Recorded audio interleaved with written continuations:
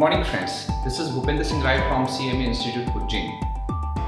पिछले topics about time को लेकर के मुझे आप लोग की तरफ से बहुत ही पॉजिटिव रेस्पॉन्स मिला और यही छोटी छोटी चीज़ें आप लोग के छोटे छोटे प्रयास एक अच्छे शिक्षक को मोटिवेट करते हैं कुछ अच्छा और बेहतर करने के लिए। इसी कड़ी में आज मैं अपने 20 इयर्स के एक्सपीरियंस को मात्र 15 मिनट्स में आपके सामने रखूंगा एंड आई प्रॉमिस कि इससे पहले YouTube प्लेटफॉर्म पर आपने टेंसेस को लेकर के इतना अच्छा लेक्चर नहीं देखा होगा और इस कॉन्सेप्ट को लेकर के हो सकता है कई चैनल्स अब अपने वीडियो को अपलोड्स करेंगे। आप बेहतर ढंग से इस चीज को समझिए।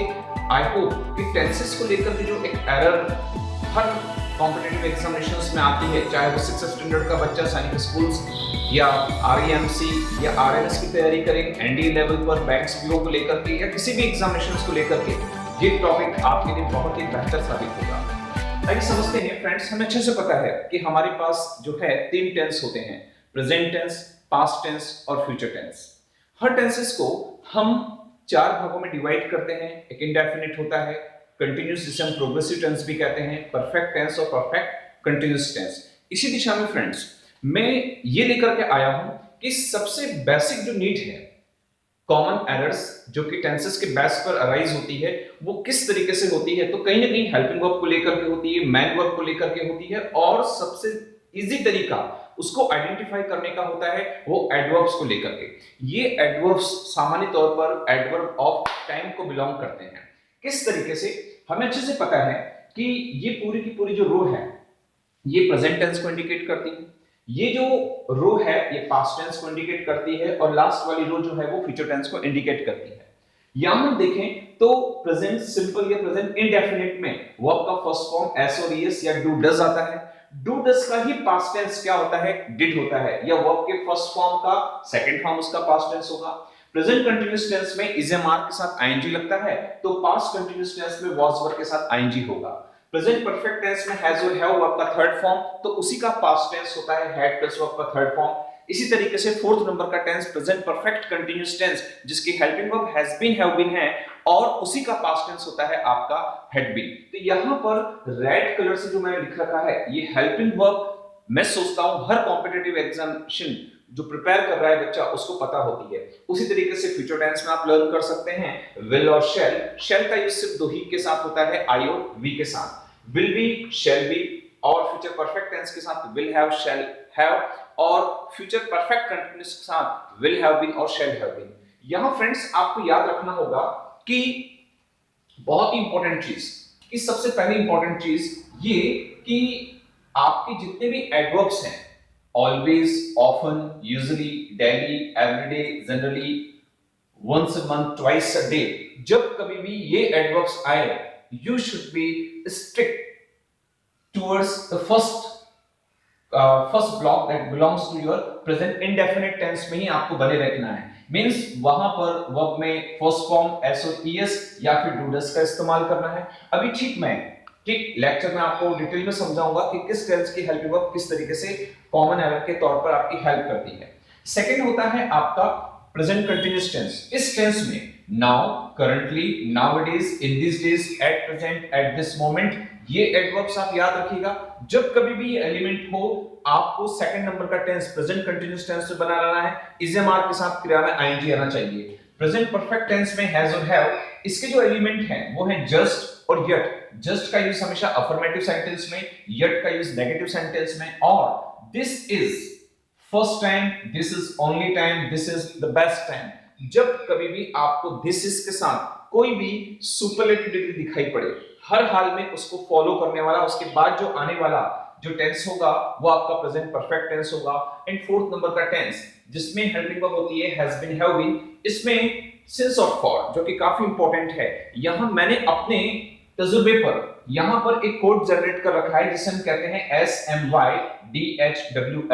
SMYDHWF, S stands for second, M stands for minute या month, Y stands for years, D stands for days, and H stands for hours, W stands for week, and fourth stands for fortnight. That means पखवाड़ा, 15 दिन का जो समय होता है Hindu mythology में, शुक्ल पक्ष और कृष्ण पक्ष, जब कभी भी ये आए तो इनके साथ आपको फॉर लगाना है। इसके अलावा कोई भी एडवर्ब ऑफ टाइम आपके साथ आए, संडे मंडे, चाहे जनवरी फरवरी, चाहे since birth, since death, since marriage, कोई भी एलिमेंट आए सबके साथ आपको सिंस लगाना होगा। तो बेटर होगा यहां पर आप सिर्फ इन 7 एलिमेंट को याद रखिएगा।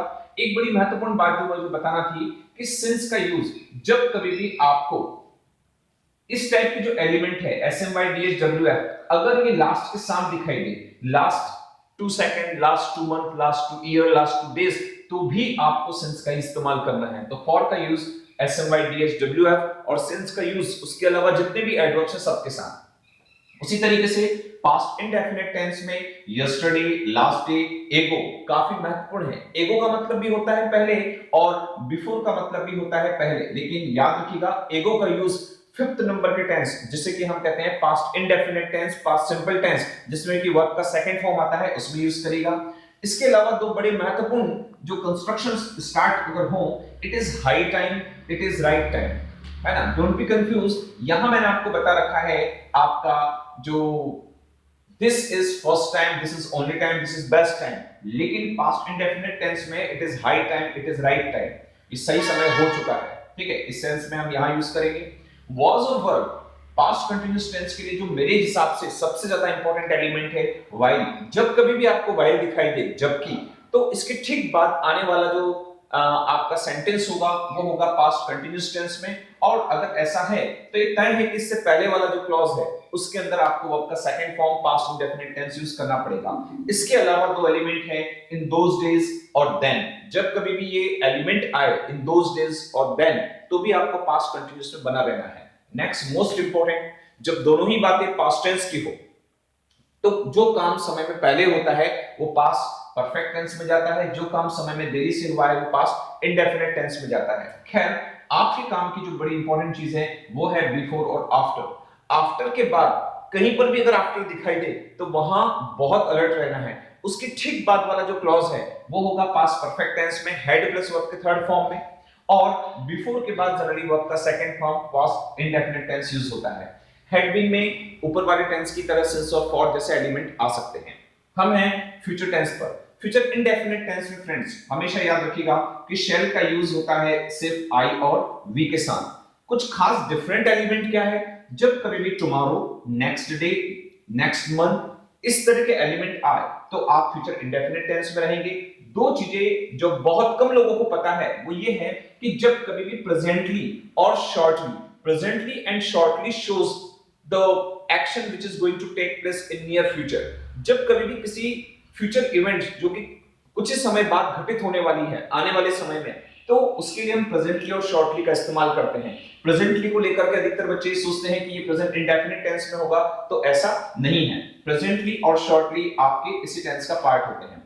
विल बी शैल बी के लिए मेरे पास कुछ नहीं था, लेकिन विल हैव और शैल हैव जब कभी भी आपके पास हो तो वहां आपको बाय दिस टाइम टुमारो या बाय नेक्स्ट मंथ ऐसे एलिमेंट यूज करना पड़ेंगे। बी अलर्ट, यहां होगा by this time tomorrow, by next month, इस तरह के एलिमेंट हो तो ही 11th नंबर के टेंस में आपको विल हैव, शैल हैव का इस्तेमाल करना है। एंड लास्ट वन जो मेरे रिसर्च में निकल करके आया वो निकल करके आया बाय द एंड ऑफ। जब कभी भी एलिमेंट हो तो फ्रेंड्स हमें वहां पर विल हैव बीन और शैल हैव बीन का यूज करना है। फ्रेंड्स, इन सब चीजों के लिए वास्तव में मुझे बहुत मेहनत करना पड़ती है। कम से कम 8 से 10 राइटर की डिफरेंट बुक्स को खंगालना पड़ता है, तब जाकर के हमारा 15 से 20 साल का जो अनुभव है वो 15 मिनट में आपके लिए हम लेकर के आते हैं। और अगर अच्छे कंटेंट्स को आप अपने दोस्तों के बीच शेयर करते हैं तो ऑब्वियसली ये आपके ही पर्सनैलिटी का एक बहुत अच्छा ट्रेड्स निकल करके आता है कि आप अच्छा कंटेंट्स पढ़ते हैं, अच्छा चीजों को देखते हैं। तो फ्रेंड्स, इन लेक्चर्स को जरूर कॉम्पिटिटिव एस्पायरेंट्स को आप शेयर कीजिए, चाहे आप टीचर हैं चाहे आप स्टूडेंट हैं।